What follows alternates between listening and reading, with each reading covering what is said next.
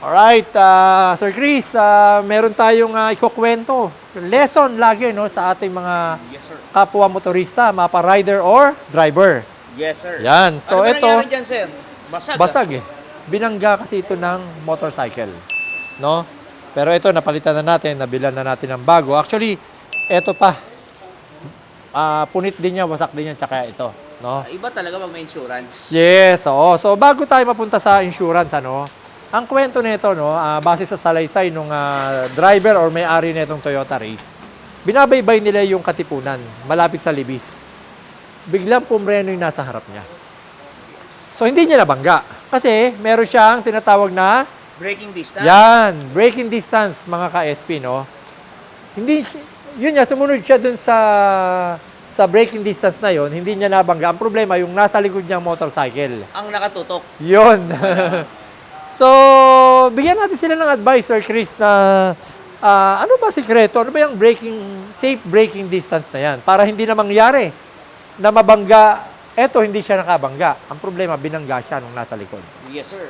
So, sa braking distance natin, sir, based po sa ating module, Yes, no, nabigay oo. ng LTO, pag tumatakbo ka daw ng 80 km per hour, kailangan, no, at least 5 kotse. 5. Yes, sir. Actually, Ang layo. dagdagan mo na, gawin mo ng 7. Yes, kasi why? Oo. No, yung takbo mo na 80 km per hour ay masyado nang mabilis. Mabilis, At hindi mo na kayang huminto doon sa lugar na gusto mong huminto ng biglaan. Yan. Oh. For example, yung tinutukoy ni Sir Chris, ano, hindi mo sinunod yung 5 kotse pagitan, sabihin mo ng 2 lang kotse pagitan, oo, nakapreno ka nga.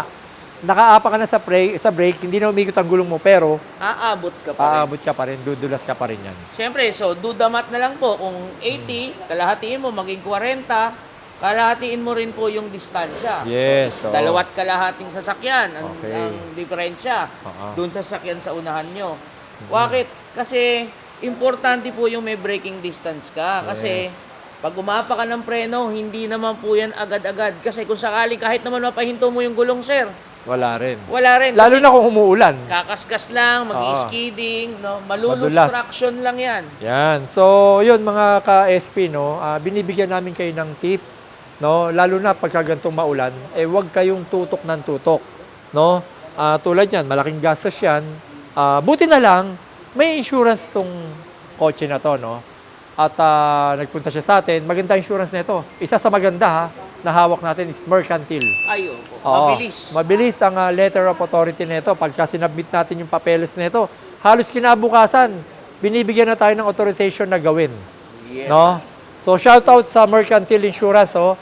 Isa po yan sa maganda. Marami pa tayong hawak at kinabibilibang mga insurance company like yung FPG. Yes, Yan, mali yan. Maganda rin Magaling insurance din, yan. oo. No? Philippine British. Okay yan, yung mga Fortune, marami yan, mga KSP. So, pakita na lang natin sa screen. Ang inaano lang natin, ano, hindi porke may insurance ito, nakalibre na yung motor. Siyempre. Alam mo, Sir Chris, may kwento ko lang. May police report to. Maaring habulin ng insurance yung motorcycle na Yes, nakadisgrasya sir. dito. Ganun nga po talaga ang mangyayari yan. Yan. Tsaka, siyempre, sir, no?